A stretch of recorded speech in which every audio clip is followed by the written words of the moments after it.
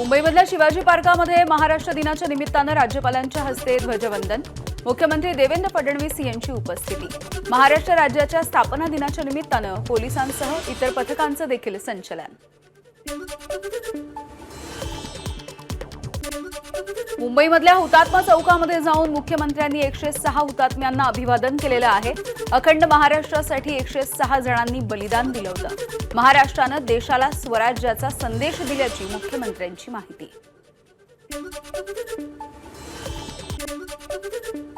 बीडमध्ये पालकमंत्री सुनेत्रा पवार यांनी ध्वजवंदन केलंय। सुनेत्रा पवार यांनी बीडच्या जनतेला महाराष्ट्र दिनाच्या शुभेच्छा दिल्या। अजितदादांनी बीड जिल्ह्याच्या विकासासाठी अनेक निर्णय घेतल्याची माहिती देखील सुनेत्रा पवार यांनी दिली आहे।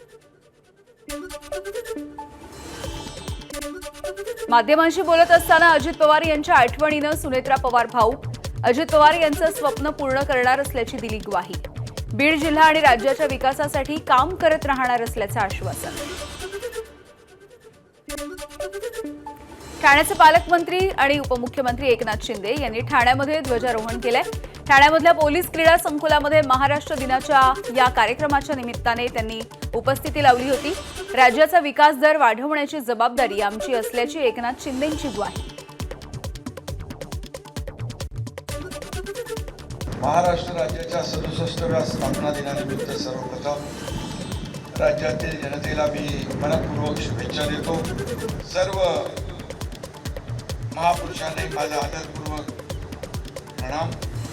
महाराष्ट्राच्या निर्मितीला विरोध करणाऱ्या नराधमांच्या गोळ्यांना बळी पडलेल्या संयुक्त महाराष्ट्र चळवळीतील सर्व हुतात्म्यांना देखील मी विनम्र अभिवादन करतो, त्यांचं स्मरण करतो।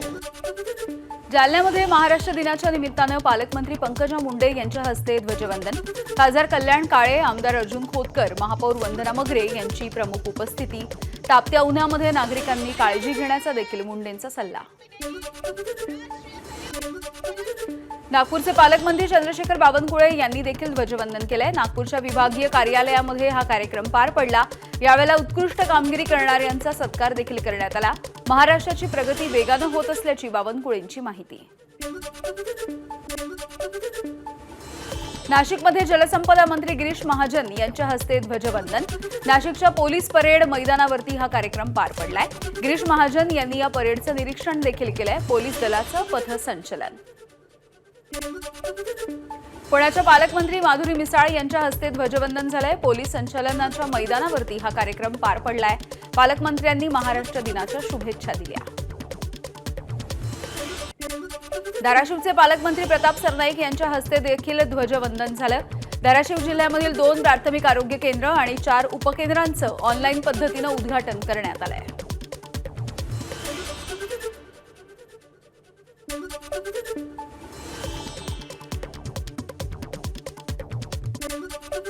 महाराष्ट्र दिनी वस्त्रोद्योग मंत्री संजय सावकारे यांच्या हस्ते गोंदियामध्ये ध्वजवंदन। कारंजा इथल्या पोलीस मुख्यालयामध्ये हा राष्ट्रध्वजवंदन आणि पथसंचलनाचा समारंभ पार पडलाय। विविध क्षेत्रांमध्ये उल्लेखनीय कामगिरी करणाऱ्यांचा सत्कार। महाराष्ट्र दिनाच्या निमित्ताने उद्धव ठाकरे यांनी हुतात्मा चौकामध्ये जाऊन महाराष्ट्रासाठी बलिदान देणाऱ्यांना अभिवादन केलंय। यावेळेला शिवसेनेचे खासदार अरविंद सावंत, खासदार अनिल देसाई, आमदार सुनील प्रभू, आमदार आदित्य ठाकरे हे देखील उपस्थित होते। भंडाऱ्याच्या खोकरला ग्रामपंचायतीमध्ये महाराष्ट्र दिनाच्या निमित्ताने ध्वजवंदन झालं नाही। राज्यमंत्री योगेश कदम यांचं कारवाईचं आश्वासन। ग्रामस्थांनी ग्रामसेवक आणि सरपंचाकडे विचारणा केली असता शासनाकडून ध्वजारोहणाचं पत्रच प्राप्त नसल्याच्या उत्तरानं गावकरी देखील संतापले। त्याच्यावरती जिल्हाधिकारी असतील किंवा सीओ असतील, आजच्या आजच त्यांना तिथले जे काही स्थानिक सरपंच असतील किंवा प्रशासन असतील त्यांच्याशी चर्चा करून असं का घडलं याची मी देखील माहिती घेऊन त्याच्यावरती कारवाई करायला सांगितलं।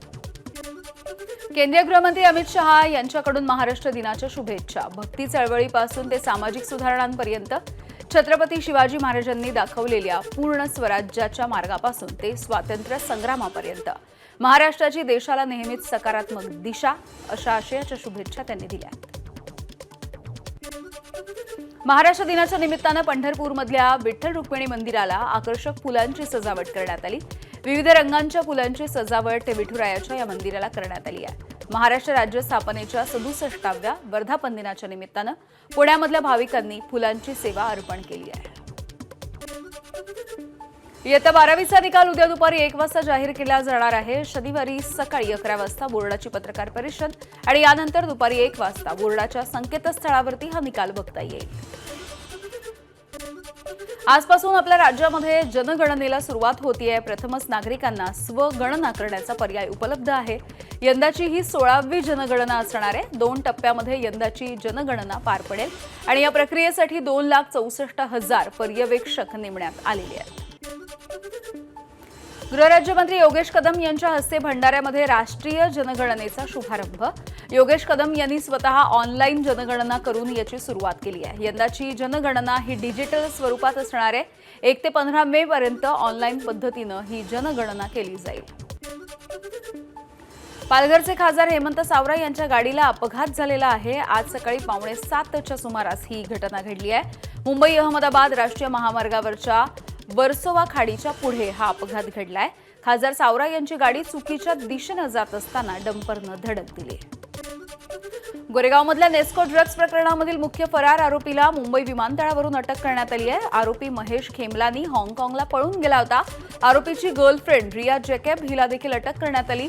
वनराई पोलिसांकडून आतापर्यंत 12 आरोपींना अटक. मुलुंडमध्ये अभिमान मराठीचा या विषयावरती चर्चासत्र पार पडलंय. मराठमोळे मुलुंड आणि विविध संस्थांच्या वतीनं या कार्यक्रमाचं आयोजन करण्यात आलं होतं आणि या कार्यक्रमाला एबीपी माझाचे मुख्य संपादक राजीव खांडेकर यांच्यासोबत इतर मान्यवरांची उपस्थिती. हिंगोली शहरामधील कयाधू नदीच्या स्वच्छता मोहिमेचं पालकमंत्री नरहरी झिरवळ यांच्या हस्ते उद्घाटन करण्यात आलं. नदीमधील सर्व कचरा बाहेर काढून नदी लवकरात लवकर स्वच्छ करा, पालकमंत्री नरहरी झिरवळ यांचे अधिकाऱ्यांना निर्देश. वर्ध्याच्या जिल्हाधिकारी कार्यालयामधील बायोस्कोप धूळ खात पडू नये, लोकांना महाराष्ट्राची संस्कृती दिसावी यासाठी लाखो रुपयांचा खर्च करून बसवलेला बायोस्कोप हा बंद आहे. 3 वर्षांमध्ये एकही डॉक्युमेंटरी दाखवली नसल्याचा नागरिकांचा आरोप आहे. महायुतीकडे 235 आमदार आहेत, त्यामुळे उद्धव ठाकरेंना सोबत घेण्यात आता स्कोप नाही. आमच्या आमदारांचं ओझं खूप झालं, आता आणखी ओझं नको असं म्हणत उद्धव ठाकरे यांना सोबत घेण्याच्या चर्चांना पूर्णविराम. एबीपी माझाच्या माझा महाराष्ट्र माझा विजन या कार्यक्रमामध्ये मुख्यमंत्री देवेंद्र फडणवीस बोलत होते. अजून भेट व्हायची आहे. भेटलो तर दिवसाच भेटीन, समजा रात्री भेटलो तरी तुम्हाला सांगून भेटेन. आता तुम्ही आणि उद्धव ठाकरे जवळ येण्यामध्ये काही अडचण आहे का? जवळ येण्याकरता स्कोप कुठे राहिला? आता तुम्ही सांगा की आम्ही 235 लोक आहोत. आता आमचंच आम्हाला ओझं सांभाळत नाही, हा नवीन ओझं घ्या म्हणता तुम्ही. त्यामुळे आता काही स्कोप नाही आमच्या. उद्धव ठाकरे भाजपच्या जवळ गेले तरी त्यांना जवळ घ्यायला तर पाहिजे अशा शब्दामध्ये एकनाथ शिंदे यांनी उद्धव ठाकरेंना चिमटा काढलाय. माझा विजन या कार्यक्रमामध्ये ते बोलत होते.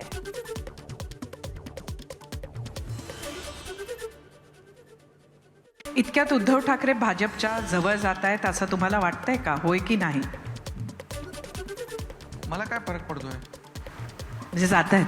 नाही, आता कोण कोणाच्या जवळ गेला तर त्याला घेतलं तर पाहिजे ना समोरच्या माणसानी. एबीपी माझाच्या कार्यक्रमामध्ये मुख्यमंत्री देवेंद्र फडणवीसांनी नाशिकच्या टीसीएस कंपनीमधल्या जिहादाच्या प्रकरणावरती भाष्य केलंय. या प्रकरणामध्ये टीसीएस कंपनीची कोणतीही चूक नसल्याचं सांगत मुख्यमंत्र्यांनी क्लीन चिट दिलेली आहे. खरातनं आस्थेचा बाजार मांडला असल्यामुळे त्याची जागा तुरुंगामध्येच आहे असंही मुख्यमंत्र्यांनी स्पष्ट केलं. कार्यकारी संपादक सरिता कौशिक यांनी विचारलेल्या प्रश्नाला मुख्यमंत्र्यांनी उत्तर दिलं आहे. काही घटना या घडलेल्या आहेत, त्या चुकीच्याच आहेत. पण हे सांगत असताना मला या ठिकाणी स्पष्ट केलं पाहिजे, TCS कंपनीची यात कुठेही चूक नाही. TCS कंपनीने संपूर्ण तपासामध्ये पूर्ण सहकार्य केलं आहे. पहिल्या दिवशी त्यांनी या संदर्भातलं भूमिका मांडून हे सगळं कंडेम केलेलं आहे. त्यामुळे TCSला बदनाम करणं हे काही योग्य नाही. TCS आपल्या देशातली नंबर 1ची कंपनी आहे, पण त्या लोकांनी तिथे जे केलं आहे ते सत्य आहे. त्यामुळे त्यांना ती जी काही शिक्षा आहे ती झाली पाहिजे. राज्यामधल्या विधान परिषदेच्या 10 जागांसाठीची निवडणूक बिनविरोध होणार असल्याचं स्पष्ट झालं. 10 जागांसाठी कुणीही अतिरिक्त अर्ज भरला नाही. त्यामुळे 10 उमेदवारांच्या विजयाची घोषणा करण्याची औपचारिकता शिल्लक आहे. भाजपचे 6, शिवसेनेचे 2 आणि राष्ट्रवादीच्या 1 उमेदवारानं अर्ज भरलाय, तर महाविकास आघाडीकडून 1 उमेदवाराचा अर्ज. विधान परिषदेच्या निवडणुकांच्या पार्श्वभूमीवरती बुलढाण्यामध्ये राजकीय ड्रामा. राष्ट्रवादीच्या 90हून अधिक कार्यकर्ते आणि पदाधिकाऱ्यांचे पालकमंत्री मकरंद पाटील यांच्याकडे राजीनामे. नाझेर काझी यांना विधान परिषदेसाठी उमेदवारी न दिल्यामुळे कार्यकर्ते नाराज झाले.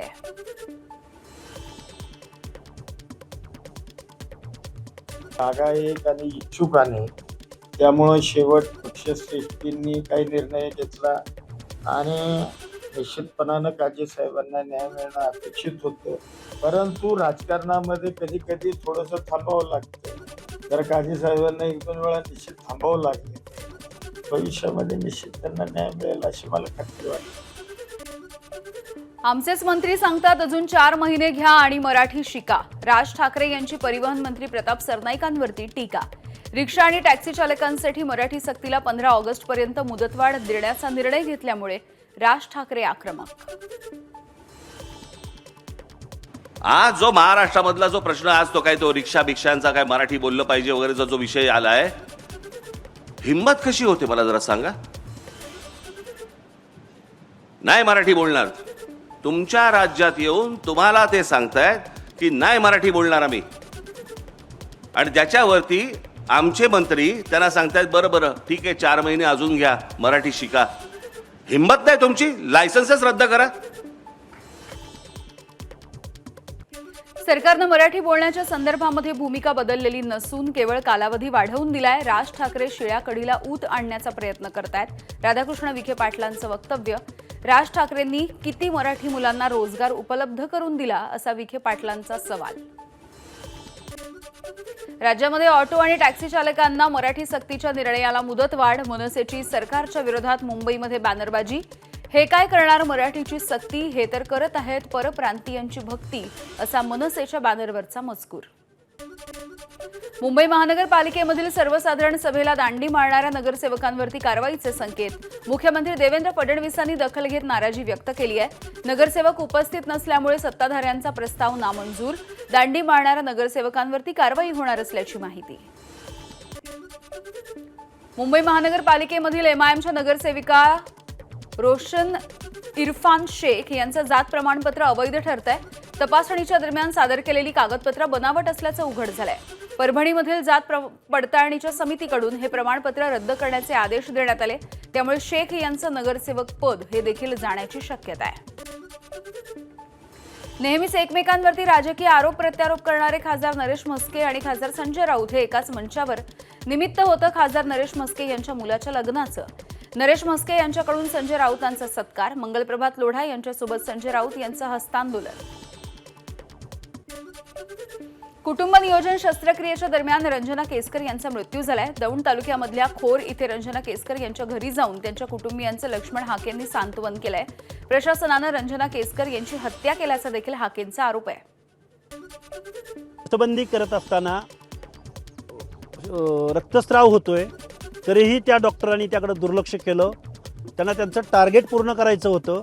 97 शस्त्रक्रिया एका सर्जनकडून. मला वाटतंय महाराष्ट्राच्या आरोग्य खात्याचा सत्कार करावा का यांना काय करावं हा प्रश्न आमच्यासारख्या कार्यकर्त्यांना पडलाय. मुलीची छेड काढणाऱ्या 2 गुंडांना पोलिसांनी अद्दल घडवली. मुलीचा पाठलाग करून हे 2 जण तिच्या घरी जात कुटुंबियांना शिवीगाळ करत होते.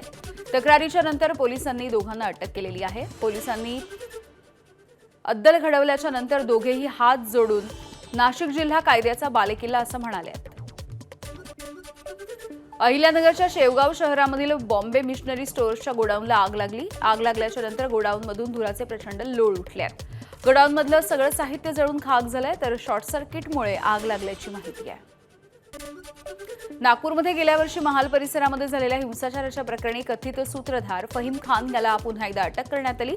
हिंसाचाराच्या प्रकरणी 5 गुन्हे दाखल झाले होते. त्यामध्ये फहीम खान याला जामीन मिळाला होता. मात्र एका गुन्ह्यामध्ये त्याला पुन्हा एकदा अटक करण्यात आली आहे. अटकेच्या कारवाईनंतर शहरामधल्या संवेदनशील भागामध्ये कडेकोट बंदोबस्त. एबीपी माझा, उघडा डोळे बघा नीट.